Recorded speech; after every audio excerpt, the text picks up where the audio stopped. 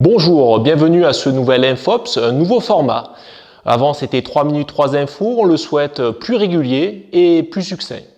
On reçoit aujourd'hui donc le colonel Alain Guédon et le lieutenant Fabrice Jeune pour nous parler du projet de réalité virtuelle.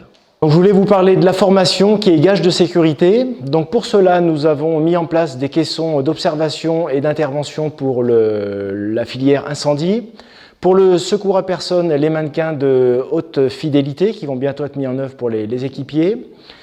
Pour le feu de forêt, nous dirigeons de plus en plus vers le brûlage dirigé où chacun pourra expérimenter ses équipements, ses EPI pour se protéger, mais aussi voir la lecture du feu. Et donc, pour cela, nous allons mettre en place maintenant, pour la chaîne de commandement, un logiciel de réalité virtuelle. Donc, c'est un jeu vidéo, un serious game, qui va permettre à chacun, dans la chaîne de commandement, donc à partir du chef d'agrès, de comprendre une intervention, de voir une intervention se dérouler, et donc de pouvoir se mettre en situation de commandement. Voilà, donc ce logiciel qui a été choisi est utilisé actuellement déjà par le SDIS 13, le SDIS 95, le bataillon, et il est aussi mis en œuvre à l'ECASC pour toutes les formations FDF 3, 4 et 5. Dans le cadre d'un projet européen, le service départemental d'incendie et de secours des Hautes-Alpes s'est associé au service incendie des Alpes de Haute-Provence, de l'Isère et de la Savoie afin de développer un outil de réalité virtuelle. Nous avons pu bénéficier de crédits pour financer l'achat de logiciels et d'ordinateurs portables dans ce cadre.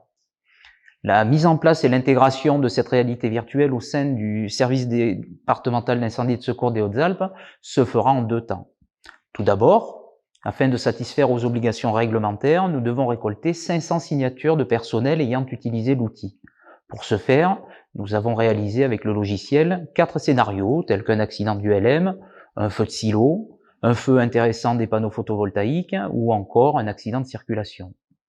Ces vidéos sont suivies de questions diverses et seront accessibles par notre outil de formation à distance. Chaque personne qui suivra un scénario par la formation à distance comptera comme une signature. Dans un deuxième temps, nous utiliserons l'outil à son plein fonctionnement. Nous organiserons des séquences d'immersion de niveau chef d'agrès à chef de groupe dans les territoires au plus proche des centres de secours.